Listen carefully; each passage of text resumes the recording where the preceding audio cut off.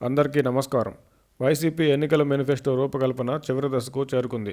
గత ఎన్నికల్లో మేనిఫెస్టోలో జగన్ గారు పాదయాత్రల్లో, బహిరంగ సభల్లో ఇచ్చిన అనేక హామీలను చేర్చకుండా కేవలం సంక్షేమ పథకాలతోనే మేనిఫెస్టో విడుదల చేసి అధికారంలోకి వచ్చింది.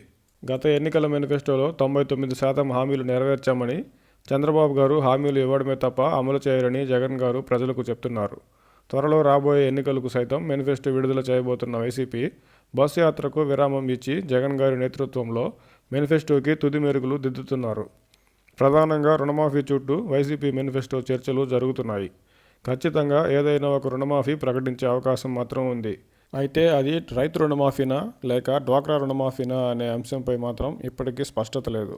ప్రస్తుతం అమలు చేస్తున్న దాదాపు అన్ని సంక్షేమ పథకాలకు మహిళల ఖాతాలోనే నగదు జమ చేస్తుండడం, రాష్ట్రంలో మహిళా ఓటర్లే అధికంగా ఉండడంతో పాటు సంక్షేమ పథకాల లబ్ధి పొందుతున్న మహిళల్లో వైసీపీకి భారీగా మద్దతు ఉందని భావిస్తున్న వైసీపీ డ్వాక్రా రుణమాఫీ వైపు మొగ్గు చూపే అవకాశం ఉంది. దానికి తోడు 2014 ఎన్నికల్లో డ్వాక్రా రుణమాఫీ హామీ ఇచ్చిన చంద్రబాబు గారు ఆ హామీని నెరవేర్చకపోవడం తెలిసిందే.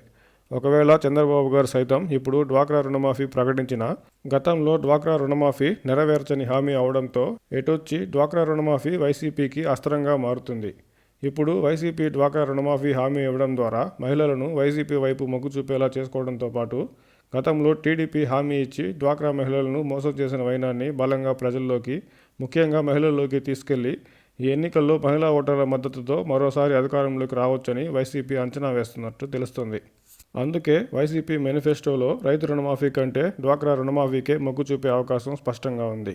త్వరలో ప్రకటించబోతున్న వైసీపీ మేనిఫెస్టోలో డ్వాక్రా రుణమాఫీనే బ్రహ్మాస్త్రం.